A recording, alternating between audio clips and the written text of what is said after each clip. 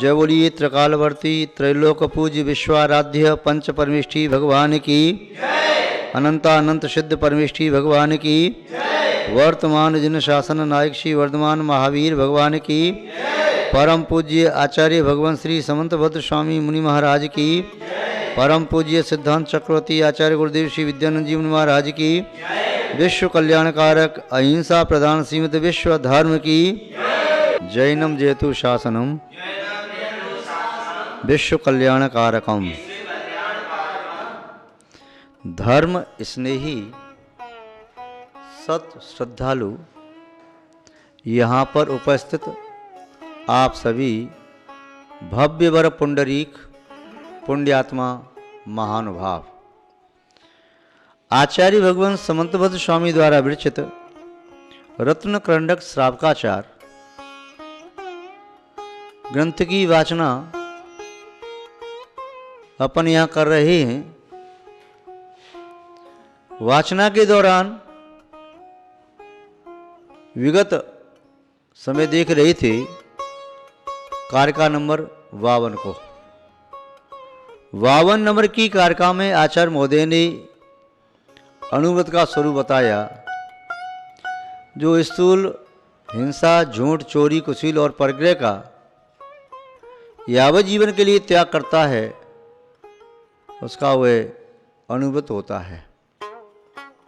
यहाँ पर अहिंसा अनुव्रत का स्वरूप बता रहे हैं। अहिंसा अनुव्रत क्या है? आचार्य महोदय के शब्दों में ही देखें, संकल्पात कृतकारित मननाद्योगत त्रियसचर सत्वान न हनस्ते यत्तदाहो स्थूल वदाद विद्युरमणम निपुण। संकल्पात, संकल्प पूर्वक, संकल्प के साथ, कृत करना, कारित कराना और मननाथ यानी अनुबोधनाथ, अनुबोधन से, तथा योगत्रयस्य तीनों योगों से, चर सत्वान त्रस्त जीवों का या त्रस्त जीवों को, न हनस्ति जो नहीं मारता, हनन नहीं करता, हिंसा नहीं करता, यत जो, तद वह, आहु स्थूल वदाद विरमणम स्थूल वध से विरक्त नाम का व्रत निपुण आहु गर्धर आदि परमेष्ठी कहते हैं। यह इसका संक्षेप अर्थ हुआ। अब थोड़ा सा व्याख्या करते हुए विस्तार से देखें। संकल्प, जिन शासन में संकल्प शुभ होता है तो वह शुभ संकल्प भी शुभ का आशय कराने वाला होता है। अशुभ संकल्प होता है तो अशुभ संकल्प पाप का आशय कराने वाला होता है। शुभ संकल्प, जैसे आपने संध्या काल में मन में संकल्प ले लिया कि कल प्रातः काल में जल्दी उठ करके भगवान का अभिषेक पूजन करने जाऊंगा, विधान में जाऊंगा, विधान में कल जाएंगे, संकल्प आज से ले लिया है तो संकल्प लेते ही पुण्य का आशय प्रारंभ। कोई नहीं व्यक्ति ने संकल्प लिया मैं हर महीने समय शिखर जी जाऊंगा 1 साल तक, उसने संकल्प ले लिया, अच्छा संकल्प लिया, उसका संकल्प लेते ही पुण्य का सब शुरू। यदि वे दिवंगत हो जाता है, एक बार भी शिखर जी नहीं गया, तब भी उसे शिखर जी की वंदना का पुण्य मिलेगा। जैसे मेढक भगवान महावीर स्वामी के संरक्षण में जा रहा था, राजा श्रेणी के हाथी के पग तल आकर के मृत्यु को प्राप्त हुआ, फिर भी भगवान महावीर स्वामी की वंदना का भाव मन में था तो मृत्यु को प्राप्त करके मेढक वह देव हो गया। आचार्य महाराज शिवकोटि मुनिराज ने भगवती आराधना में दिया है, आराधक यदि अपनी शुद्ध आलोचना करता है, अपने दोषों का परिहार करता है, प्रायश्चित लेता है तो शुद्ध आराधक होता है। यदि नहीं करता है तो अशुद्ध आराधक होता है, वो आराधक नहीं होता। उन्होंने बताया कि यदि कोई मुनि महाराज संलेखना लेने के पूर्व अपनी पारमार्थ प्रतिगमन करने के लिए और यावत जीवन की आलोचना करने के लिए कि निरापकाचार्य गुरु के समीप जा रहे हैं, उनके मन में भाव है कि मैं प्रत्येक लघु और स्थूल, सूक्ष्म स्थूल सभी दोषों का मैं प्रायश्चित लूँगा, सबकी मैं आलोचना करूँगा। आलोचना करने से जिससे मेरे अंदर में पड़ा हुआ कचरा है, वह गंदगी है, निकल के बाहर हो जाएगी। ऐसा सोच के जा रहे हैं, मैं बिल्कुल छुपाऊंगा नहीं, कुछ भी नहीं छुपाऊंगा। और महाराज जो भी प्रायश्चित देंगे, आचार्य श्री जो भी प्रायश्चित देंगे, गुरु महाराज के द्वारा देव प्रायश्चित में स्वीकार करूंगा, जिससे मेरी शुद्धि होगी, मेरा कल्याण होगा। किंतु मार्ग में समाधि हो गई तो वह आराधक ही कहलाएगा, क्योंकि उसके मन में प्रायश्चित लेने का भाव था। वो उसकी शुद्धि बड़ी थी कि मैं अपने दोषों का परिहार करूं, दोष परिहार का संकल्प उसने ले लिया था। एक शिष्य गुरु के सामने अपने दोषों की आलोचना भी करता है, किंतु वह शुद्ध आलोचना नहीं कर रहा है, कुछ दोषों को छुपा रहा है। सोच रहा है कि बड़े बड़े दोष बता दूं, कोई छोटा दोष बता दूं, जिससे विश्वास बना रहे कि मैं दोषों का परिहार करने के लिए प्रायश्चित भी लेता हूं, गुरु का विश्वास बना रहेगा। ऐसे छलकपट करने वाला वह साधु प्रायश्चित लेने को प्रांत भी शुद्ध नहीं होता, आराधक नहीं होता। तो यहाँ पर कहा कि संकल्प शुभ काम का किया तो शुभ का अशुभ शुरू, अशुभ का किया तो अशुभ का शुरू। किसी व्यक्ति ने संकल्प किया मैं उसको मारूंगा, मारा नहीं, किंतु संकल्प लिया तो हिंसा का पाप लगेगा। मैं उससे ऐसा झूठ बोलूंगा, मैं उससे ऐसे ठगूंगा, मैं उसकी ऐसी चोरी करूंगा, मैं ऐसे ऐसे विषयों का सेवन करूंगा, मैं ऐसे मेरे पास बहुत सारा परिग्रह होगा, संचय करूंगा समस्त साधन सामग्री का। मन में संकल्प लेके बैठा है, तो संकल्प अशुभ होते हैं तो अशुभ कर्म का ही आशुभ होता है। शुभ संकल्प से शुभ कर्म का आशुभ होता है। तो यहाँ कह रहे हैं संकल्पात, संकल्प पूर्वक संकल्प लेकर के, और कृत कारित अनुमोदना से संकल्प ले लिया कि मैं हिंसा नहीं करूँगा, मैं नहीं मारूंगा उसे, मैं उसके प्रति खोटे वचन भी नहीं कहूँगा, मैं ऐसे वचन नहीं बोलूँगा जिससे किसी का दिल दुखे, मैं अपने मन में ऐसा विचार भी नहीं लाऊंगा जिन विचारों के माध्यम से मेरी आत्मा का ही घात होता हो।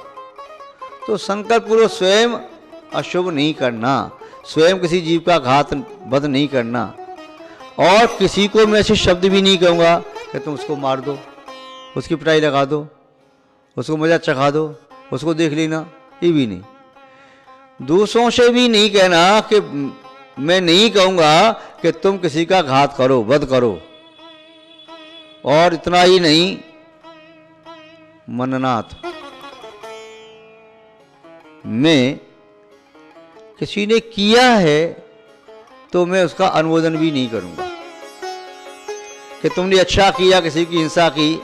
कोई बता रहा है आपको अपनी बातें कि मैं वहाँ गया, मैंने उस व्यक्ति को मार दिया, उसको मैंने मार दिया, उसका मैंने ऐसे उसको शूट कर दिया, ऐसा कर दिया। तो आप जो धर्मात्मा ग्रस्त है वो ये नहीं कहेगा कि तूने बहुत अच्छा किया। देखो हिंसा अधिकार तो नहीं करना चाहिए, तुमने की है तो तुम जानो। तो जो धर्मात्मा है, सदग्रस्त है, व्रती है, या अहिंसा अनुमति का पालन करना चाहता है, लेना चाहता है, वे संकल्प पूर्वक किसी जीव को मारे नहीं, किसी प्राणी को कहे नहीं कि तुमसे मारो, और कि कोई व्यक्ति संकल्प पूर्वक मार करके आया है तो उसके उस कृत्य की प्रशंसा अनुमोदना न करे। योगत्रेष, मन से भी नहीं, वचनों से भी नहीं, और शरीर की चेष्टाओं से भी नहीं। यानी मन से भी वह हिंसा न करे, मन से भी वह कार्य न करे, मन से भी वह अनुमोदना न करे। वचनों से हिंसा न करे, वचनों से कार्य भी न करे, और वचनों से अनुमोदना भी न करे। शरीर से हिंसा न करे, शरीर से कार्य न करे, और शरीर से अनुमोदना भी न करे। तीनों योगों से, कृतकार्य अनुमोदना से, जो कोई भी चर सत्वान, चर माने चरंती, चर जीवा जो चलते हैं, गमन करते हैं, अथवा तृषंती तृषा, तृष कहो या चर जीव कहो, क्योंकि स्थावर जीव तो स्तनशीला स्वभाव, एक जगह पर रुक जाना स्तनशील का स्वभाव है, वे स्थावर कहलाते हैं। तो यहाँ पर स्थावर की हिंसा की बात अभी नहीं बता रहे, अभी तो त्याग करा रहे हैं तृष जीवों की हिंसा का त्याग। और अभी संपूर्ण हिंसा का त्याग की बात नहीं कह रहे, क्रम से आगे बढ़ो, अभी तो संकल्पी हिंसा के त्याग की बात कह रही है। संकल्पी हिंसा की जाती है और उद्योगी, आरंभी, विरोधी ये हिंसा हो जाती हैं। करने में परिणामों की तीव्रता है, राग आदि की तीव्रता है, और होने में राग आदि की मंदता है। कोई भी अशुभ कृत्य जब बुद्धिपूर्वक किया जाता है तब उस अशुभ कृत्य के माध्यम से विपुल मात्रा में पाप कर्म का असर होता है। यदि कोई भी व्यक्ति अशुभ कार्य करने की प्लानिंग बनाता है तभी तीव्र मात्रा में पाप कर्म का असर होता है। यदि कोई भी व्यक्ति अशुभ कार्य करने वालों को संग्रह करता है, उन्हें प्रेरणा देता है, अनुमोदना करता है, तभी अशुभ कर्म का तीव्र असर और बंद होता है। अशुभ से बचने का उपाय है कि हम स्वयं उस अशुभ का त्याग करें। संकल्प पूर्वक हिंसा का त्याग करें कि मैं हिंसा का त्याग करता हूँ, कभी जीवन में संकल्प पूर्वक जीव वध नहीं करूँगा, किसी का भी घात नहीं करूँगा। तो इस प्रकार जो स्वयं न करता है, न कराता है, न करने वाले की अनुमोदना करता है, वह व्यक्ति अहिंसा के निकट पहुँच गया। फिर क्या करता है? जीवों की रक्षा करता है। जिसने स्थूल वध का त्याग कर दिया तो उसका वह स्थूल वध विरमण, स्थूल वध से विरक्ति नाम का एक अहिंसा अनुभूत हो गया। महानुभाव, ये अहिंसा व्रत सत्य, आचौर्य, ब्रह्मचर्य और परिग्रह प्रमाण या परिग्रह व्रत के लिए आधारभूत होते हैं। पहले जीवन में अहिंसा व्रत आता है, या पहले अनुभूत लिया, अहिंसा अनुभूत लिया, फिर सत्यानुभूत, आचौर्य अनुभूत, ब्रह्मचर्य अनुभूत और परिग्रह का प्रमाण। ये क्रम से आगे जीवन में आते जाएंगे, क्योंकि व्यक्ति पहले भवन का निर्माण करता है तो पहली मंजिल बनती है। पहली मंजिल सही है, पुख्ता बन गई तो दूसरी मंजिल बन जाएगी उसके ऊपर, फिर तीसरी मंजिल, चौथी मंजिल, पांचवी मंजिल। तो पहले हिंसा का त्याग किया तो वह व्यक्ति झूठ से भी बच सकता है। हिंसा करने वाला झूठ से बचेगा कैसे? हिंसा करने वाला व्यक्ति तो झूठ ही बोलेगा। और हिंसा की, किसने पूछा क्यों, क्या हुआ? कुछ नहीं, मैंने कुछ नहीं किया। तो हिंसा करके, किसी का घात करके भी व्यक्ति झूठ बोलता है। तो झूठ भी उसका छूट सकता है यदि हिंसा करने का, बुरा कृत्य करने का परित्याग कर दे तो हिंसा का स्थूल त्याग करने से वह स्थूल झूठ का भी त्याग कर सकता है। जिसने स्थूल झूठ का त्याग कर दिया है वह चोरी का भी त्याग कर सकता है, वह किसी की वस्तु की चोरी न करे। और जिस व्यक्ति ने चोरी का भी त्याग कर दिया है तो फिर कुशील सेवन न करेगा, क्योंकि कुशील सेवन छुप करके अंधकार में, एकांत स्थान में वह किया जाता है। तो जब वह व्यक्ति एकांत की वास की इच्छा ही न करे, जो छुपाने जैसा कोई कृत्य ही न करे, चोरी का त्याग कर दिया तो उसके जीवन में ट्रांसपेरेंसी है, बस दर्पणवत उसकी क्रियाचर्या है। तो उसके जीवन में फिर अब्रह्म सेवन का कृत्य नहीं रहेगा। और जब अब्रह्म सेवन का त्याग कर दिया तो किसके लिए संपत्ति जोड़ना? व्यक्ति प्राय करके धन दौलत जोड़ता है अपनी पत्नी के लिए, बच्चों के लिए, और इसीलिए भी जोड़ता है कि पत्नी सदा निरोग रहे, स्वस्थ रहे, जिससे मेरे विषयों में बाधा ना आए। तो वह व्यक्ति जो हिंसा का त्याग करता है वह संभव है चारों पापों का त्याग कर सकता है। और जिसने हिंसा का त्याग नहीं किया तो हिंसा करते हुए उसका व्यवहार वितत व्यवहार कहलाएगा। शब्दों से नहीं भी बोले तभी उसका वचनालाप अंतर्जल्प असत्य रूप ही होगा। जो हिंसा करता है निस्संदेह अपने कर्तव्य की चोरी करता है, वह चोर भी है। हिंसा का त्याग किए बिना आचौर्य व्रत का पालन नहीं किया जा सकता। हिंसा का त्याग किए बिना कुशील सेवन का परित्याग नहीं किया जा सकता। हिंसा का त्याग किए बिना परिग्रह का त्याग नहीं किया जा सकता। तो सबसे पहले त्याग किया जा सकता है, हिंसा का त्याग किया जाता है। महानुभाव, पहले आपने स्थूल हिंसा का त्याग किया, वह भी संकल्प पूर्वक। मैं संकल्प पूर्वक हिंसा नहीं करूंगा। हिंसा जीवन में हो सकती है कि संकल्प पूर्वक किसी जीव को नहीं मारूंगा। चलने में हिंसा हुई, हो सकती है। व्यापार करने में हिंसा हुई, हो सकती है। उद्योग धंधे में हिंसा हुई हो सकती है, खेती करने में हिंसा हुई हो सकती है। डू और वी दोनों में थोड़ा सा अंतर है। डू माने करना, वी माने होना या मेक बनाना, और वी होना विकम। तो ये शब्द डू विकम मेक, इनका अर्थ अलग ध्वनित होता है, और वी इसका अर्थ अलग ध्वनित होता है। ये होना है, वो करना है। होना एक सहज प्रक्रिया है, करने में अंतरंग के परिणाम भी उसमें लगाए जाते हैं। जब कोई क्रिया व्यक्ति बुद्धिपूर्वक करता है तो फिर वो अपनी पूरी शक्ति लगाता है, मन की शक्ति भी, वचन की शक्ति भी, शरीर की शक्ति भी, उपयोग भी केंद्रित करता है, तो वे कार्य कर पाता है। और जो काम होते हैं, जैसे आपने बुद्धिपूर्वक भक्तामृत का पाठ किया, याद नहीं है, पहली बार पढ़ रही हो, तो क्या करोगे? आपका मन लगेगा कोई शब्द अशुद्ध न हो जाए, अक्षर भी कोई छूट न जाए, तो उसमें आपको टाइम ज़्यादा लगेगा और मन भी आपका ज़्यादा लगेगा। किंतु जब आपको वह भक्तामृत सूत्र याद हो गया, कंठस्थ हो गया, फिर आप पाठ कर रहे हैं, तो कोई काम करते भी चले जा रही हैं, टेप रिकॉर्डर की तरह से आपने बोलना प्रारंभ किया, काम भी आपका चल रहा है और पूरा पाठ हो गया, आपको मालूम नहीं चला कब पाठ पूरा हो गया। तो कई बार ऐसा होता है, जो क्रिया, जो प्रवृत्तियाँ होती हैं वे सहज होती हैं, उनमें इतनी तीव्रता नहीं होती। पाठ पढ़ने में आपने देख देख के पढ़ा तो इसमें तीव्रता ज़्यादा थी, बुद्धि का प्रयोग ज़्यादा किया, थकान ज़्यादा आएगी, और सहजता में आपके मुँह से शब्द निकलते चले जा रहे हैं तो थकान भी कम आएगी, एनर्जी आपकी कम लगेगी, और उसमें परिणामों में तीव्रता भी कम ही रहेगी।